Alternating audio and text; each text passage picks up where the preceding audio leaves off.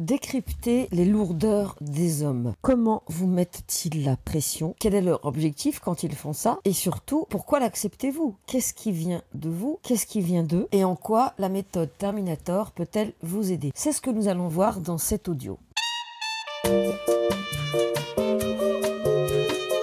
Bonjour à toutes et à tous, je suis Bénédicte Anne, votre love coach depuis 2004. J'accompagne les hommes et les femmes qui souhaitent être heureux en amour à réussir leur casting amoureux du premier coup pour éviter les relations galères, condamnées, toxiques ou compliquées. J'ai écrit 4 livres sur la thématique de l'amour et du sabotage et je vous invite, si vous ne l'avez pas déjà fait, à télécharger ma mini-formation offerte, attirer une âme sœur et la garder près de soi. Pour vous aider à mieux comprendre les hommes, je vais partir de 3 exemples de femmes qui m'ont été envoyées par email.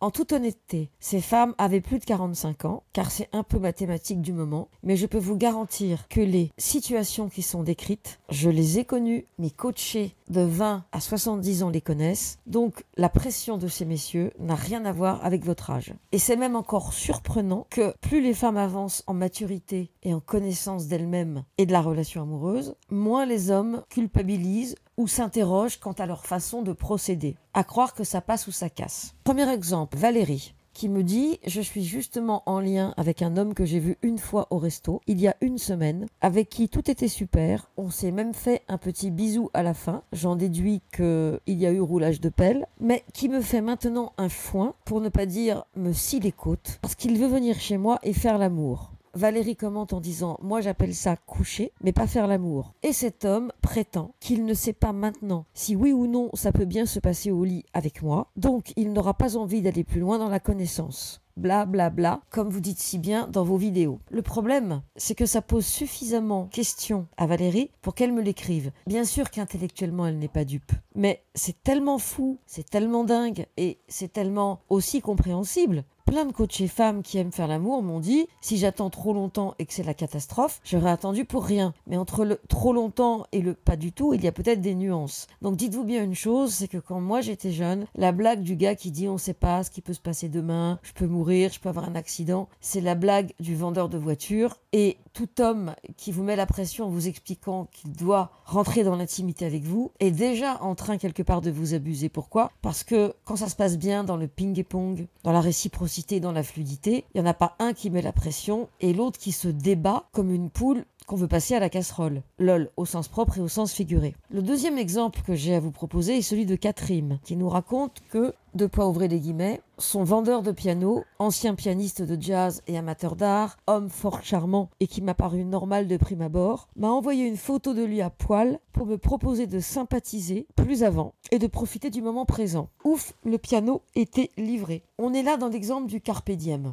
Lorsque vous voyez sur une annonce comme texte Carpe diem, vivons l'instant présent, vivons ici et maintenant, profiter de la vie, se faire du bien. J'ai choisi d'être heureux parce que c'est bon pour la santé. Mais surtout cette expression carpe diem qui est là, j'ai envie de dire, depuis que les annonces existent. Enfin, peut-être pas au début du siècle dernier, quand les grisettes cherchaient à se marier, mais au moins depuis les premiers sites de rencontres et surtout depuis les petites annonces. Ce qui doit nous amener, j'imagine, au moins dans les années 80. Ce carpe diem veut dire « jouissons d'abord, réfléchissons ensuite ». Mais ce que je trouve complètement fou, c'est qu'un homme n'éprouve aucune hésitation à se lâcher de cette façon-là. Pourquoi? Parce que pour lui, ça passe ou ça casse. Si la fille accepte sa photo à poil, si la fille accepte d'aller tester la marchandise au cas où ça ne fonctionnerait pas, alors c'est tout gagné pour lui. Et si elle n'accepte pas, il y en aura d'autres. Mais vous voyez, quel que soit l'âge, la pulsion masculine reste d'actualité. J'ai entendu aussi beaucoup d'hommes me raconter qu'ils s'étaient fait plaquer contre le capot de la voiture ou à l'intérieur de la voiture, contre la vitre. Mais les femmes Amazon sont quand même beaucoup moins nombreuses que les hommes pulsionnels. Et j'ai presque envie de dire que chez une femme, sauf quand on est dans le film Fatale Attraction, ce serait presque charmant tellement c'est rare. Sachant que les femmes Amazon, entre guillemets, n'ont pas besoin de plaquer les hommes contre la paroi de l'ascenseur, il leur suffit juste de leur courir après en leur écrivant après le premier rendez-vous,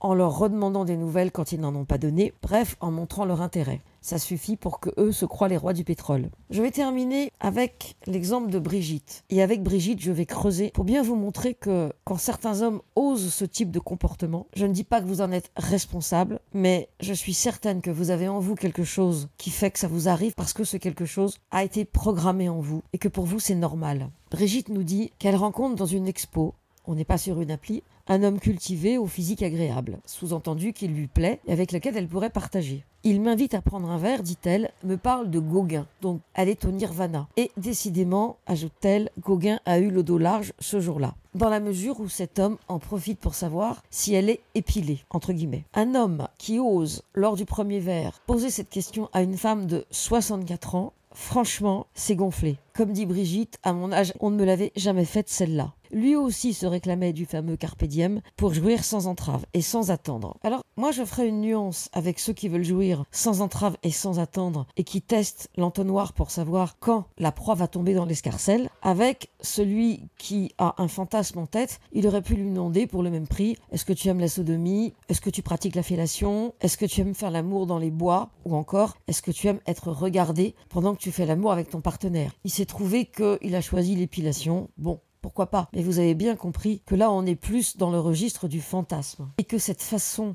d'amener le fantasme sert à lui faire gagner du temps pour savoir si ça vaut la peine d'investir et d'insister. Et si son fantasme eût été de la prendre un soir de pleine lune en l'attachant à une poulie sous la grue d'un chantier en construction, il aurait mis en place une stratégie pour la faire tomber dans l'entonnoir de son fantasme et qu'il puisse la retrouver ce fameux soir, nue, à genoux, attachée à la poulie, dans ce chantier, où qu'il soit dans le monde. L'homme qui cherche à réaliser un fantasme n'est pas le même que celui qui cherche à faire l'amour sans que ça lui coûte du temps et de l'argent. Alors là où ça devient intéressant, c'est que Brigitte continue à commenter, et dans ses commentaires, je vais vous donner une piste pour comprendre pourquoi ça vous arrive, à vous, et pas forcément à vos copines. Brigitte nous dit, et elle est un peu ironique, « Alors, la méthode Terminator qui vous a si bien réussi à vous, avec ses X rendez-vous d'observation, et elle rajoute là la plupart des éléments de la méthode, selon elle, relève d'une autre planète. » Elle consent à dire, certes, j'aurais aimé recevoir des conseils de coach quand j'avais 30 ans de moins. Mais si j'avais suivi votre méthode, je serais toujours vierge. C'est marrant l'amalgame qui est fait, parce que là, en fait, ce qui se passe, c'est que Brigitte se fait abuser, et au lieu de se dire, tiens, c'est curieux ce qui m'arrive, c'est pas la première fois que je galère avec les hommes, et c'est donc la méthode Terminator de ma coach favorite que je vais remettre en cause.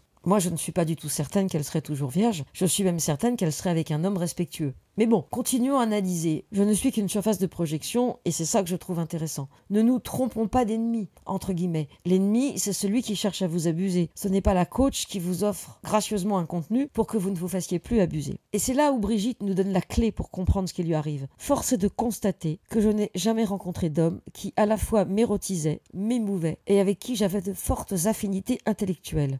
Donc moi, ce que j'entends une fois de plus, c'est que celui qui l'érotise et la touche, en général, est un peu primaire. Et quand il est intellectuellement en miroir avec elle, il est moche, il ne l'érotise pas et surtout il ne la touche pas, au sens figuré. Brigitte nous dit « j'ai été plutôt sélective et donc souvent seule aussi ». Là encore, ça me renvoie à la phrase « je préfère être seule que mal accompagnée ». Moi, je pense qu'on peut être sélective et attirer la bonne personne, il suffit d'une personne. Et des hommes qui sont suffisamment séduisants pour vous érotiser, suffisamment intelligents et intéressants pour érotiser vos neurones, suffisamment bienveillants pour vous respecter et suffisamment rebelles pour transgresser, même s'ils n'ont que le quart de ce que je dis, ça existe, heureusement. C'est un portrait robot que j'imagine. Ce n'est peut-être pas celui de Brigitte, mais en tout cas, j'y ai ajouté les grandes caractéristiques demandées la plupart du temps par les femmes. Brigitte a été sélective et seule, trop seule probablement, à observer la nature humaine. Peut-être que c'est ça une des clés, Brigitte, vous l'avez observée. Mais à un moment donné, il faut plonger. Ma dernière expérience vécue, dit-elle, remonte maintenant à quelques années, un surfeur sympa, un intellectuel.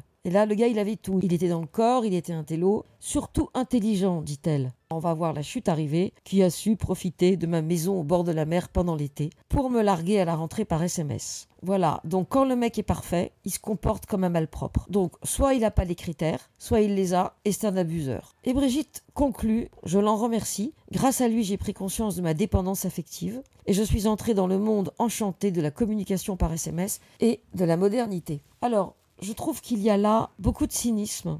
Et bien sûr, derrière tout ça, une petite fille qui a besoin d'attention, nul n'en doute, et certainement pas moi. Je ne vois pas le rapport entre le mec qui vous largue par SMS et la dépendance affective. Je pense que vous êtes tombée amoureuse du surfeur intelligent, et que le surfeur intelligent a dû vous donner les clés, soit au tout début de la relation, soit à travers des bribes qu'il a lâchées au détour de vos échanges, le soir quand vous entendiez le ressac des vagues. Mais s'il y a une chose dont je suis convaincue, c'est que cet homme n'est pas arrivé comme ça, sans raison, out of the blue, vierge, pur, sans sans aucune lourdeur du passé inscrite sur son palmarès, pour repartir dans le même état d'esprit. Cet homme vous a forcément donné, à un moment donné, la recette de la sauce à laquelle il avait l'intention de vous savourer. Car j'en suis certaine, entre la maison au bord de la mer et vous, il vous a suffisamment savouré pour que vous en soyez encore à la fois triste et en colère. Quant à la modernité et au SMS, je crois que ça n'a rien à voir. Je dirais, Brigitte, et je pense que pour Valérie et pour Catherine, ça prend sans doute d'autres formes, mais je dirais que la piste principale me semble être un programme qui fait qu'il n'y a pas de place pour vous, que par excès, quand ils sont trop parfaits et vous abusent par défaut quand il leur manque une case par rapport à toutes celles que vous auriez souhaité qu'ils cochassent, vous voilà finalement seul. Et il semble que vous l'ayez été beaucoup seul. Alors revenons donc à l'essentiel, chérir et aimer celle qui galère avec les hommes, chérir, accueillir et aimer celle qui autrefois a vécu des conditionnements pas cool, celle qui par amour pour sa mère ou son père ou une autre personne de la famille que je ne connais pas puisque je ne connais pas l'histoire de Brigitte, a vécu de la misère aussi, en amour. En conclusion, si vous tombez sur des hommes qui osent des comportements gonflés, je vous invite à faire la part des choses entre celui qui teste l'anti-méthode Terminator, à savoir la méthode vite fait bien fait au moindre coût, de ces hommes qui se servent de vous pour projeter sur vous et dégouliner de leurs fantasmes, sachant que vous êtes totalement interchangeables à ce moment-là. Vous l'avez compris, il y aura toujours des abuseurs comme des abuseuses qui tenteront à vous exploiter et à exploiter l'autre parce que c'est leur nature, en lien avec leur histoire, et il y aura toujours des gens beaucoup plus vicieux et pervers que ça. Dans tous les cas, la méthode Terminator, même si vous la critiquez Brigitte, elle a permis à des milliers de coachés d'être heureux, heureuses en amour. Et pour moi, ça mérite de s'y intéresser. Si vous voulez en savoir plus, j'ai conçu une formation spéciale pour mieux comprendre les hommes et être heureuse dans sa vie de couple. Elle est en promotion jusqu'à ce jeudi minuit. Vous trouverez le lien pour la rejoindre ci-dessous. Merci d'avoir écouté cet audio jusqu'au bout. Merci de le liker s'il vous a plu, de le partager si vous pensez qu'il peut intéresser des personnes de votre environnement. Et n'hésitez pas à me raconter dans les commentaires si vous aussi vous avez été abusé, si vous aussi vous en entendez des vertes et des pas mûres, si vous aussi vous êtes confronté à des demandes fantasmatiques assez surréalistes. À bientôt pour de nouvelles vidéos et de nouveaux audios, chaque mardi et chaque vendredi.